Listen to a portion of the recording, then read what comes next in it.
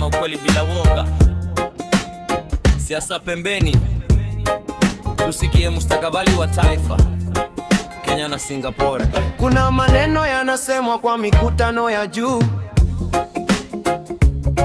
Kenya inaweza kuwa Singapore mpya ya dunia. Ndoto nzuri nasikika kama melodi tamu, lakini je, tunaelewa safari yao ya dunia? Singapore sio story ya maneno tu mitani, ni taifa lililojenga kutoka ardhi yao ndogo. Wakanua kwa mikono, wakaweka teknoloji, wakaweka discipline, sheria zao kali kama jua la morning. Hakuna mchezo, kila kitu kwa planning, ndio maana leo wanaitwa economic king. Kenya tujiulize kwa moyo na akili,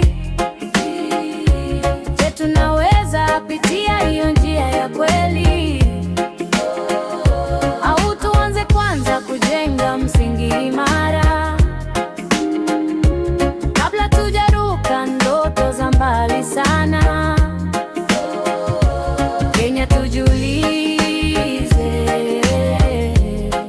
je, tunaweza? Kenya tujiulize.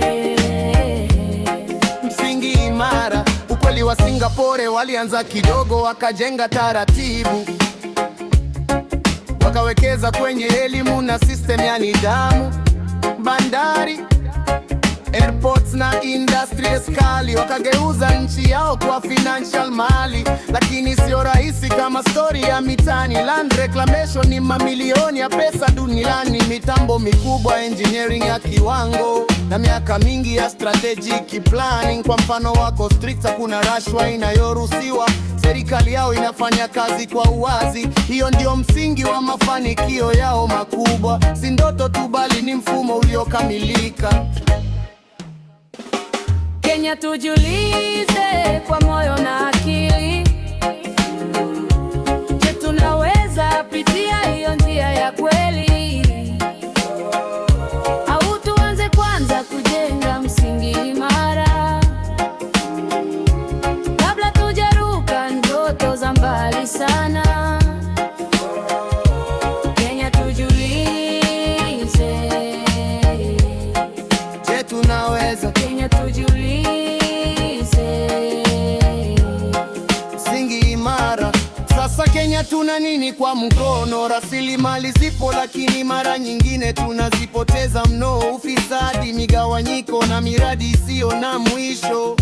Inakuwa ndoto nzuri lakini bila foundation. Tuna vijana wengi, tuna akili za dunia, lakini opportunities bado hazijawa wazi kwa kila mtu.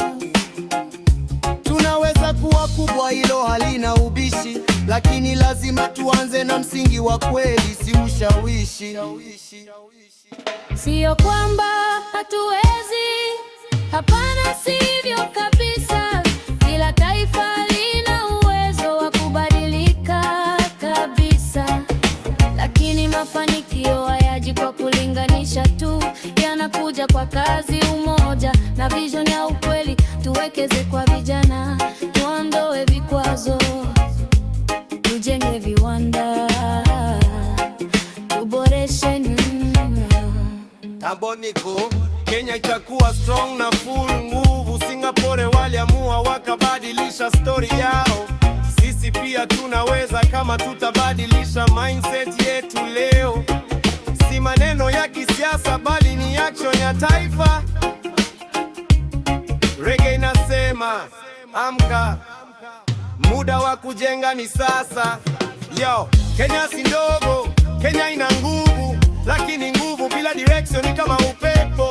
Tuchague njia, tujenge taifa na tuache ndoto ziwe vitendo. Reggae for truth. One love.